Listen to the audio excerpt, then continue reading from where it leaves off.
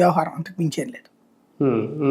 Sir మరొక అంశం, Janasena MLA అరవ శ్రీధర్ విషయంలో చూసి చూడనట్టు వ్యవహరిస్తుందా? ఒక రకంగా ఓకే, అది వ్యక్తిగతమే అయినా ఆయన వికృత చేష్టలు పరాకాష్ఠకి వెళ్ళిపోయినట్టు లేదా? తాజాగా విడుదలైన వీడియో ఏకంగా అసెంబ్లీలో ఆయన టాయిలెట్కి వెళ్తూ అక్కడి నుంచి వీడియో కాల్ చేయడం, ఇవన్నీ చూస్తూ ఉంటే నిజంగా ఒక ప్రజాప్రతినిధి చేయాల్సిన చేష్టలేనా అవి?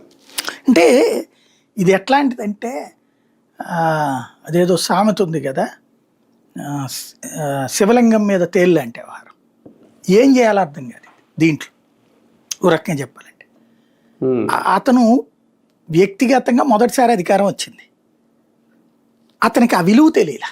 దానికి ఆ అధికారంతో పాటు పవన్ కళ్యాణ్ మీదనున్న హీరోయిస్టిక్ వర్షిప్ ఇలా గెలిచిన వాళ్ళ మీదకి మళ్ళింది.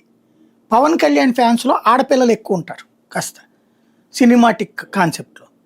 కాపు సామాజిక వర్గంలోని ఆడపిల్లలు కూడా పవన్ని ఓన్ చేసుకున్నారు. అందుకని గెలిచిన వాళ్ళందరూ కూడా మా వాళ్ళే అని ఫీల్ అయ్యారు. వాళ్ళు మా సోదరులు అని ఫీల్ అవుతుంటే ఇతను దాన్ని వేరేగా ఫీల్ అయ్యాడు. అందులో బయటకు వచ్చినటువంటిది కొంతమందితో అయితే కనుక కార్యకర్తలతో కూడా విపరీతంగా చాటింగ్ చేస్తే అమ్మాయిలు ఏందండి మీరు పని పాట ఏం లేదా అని అడిగినటువంటి వాళ్ళు కూడా ఉన్నారట.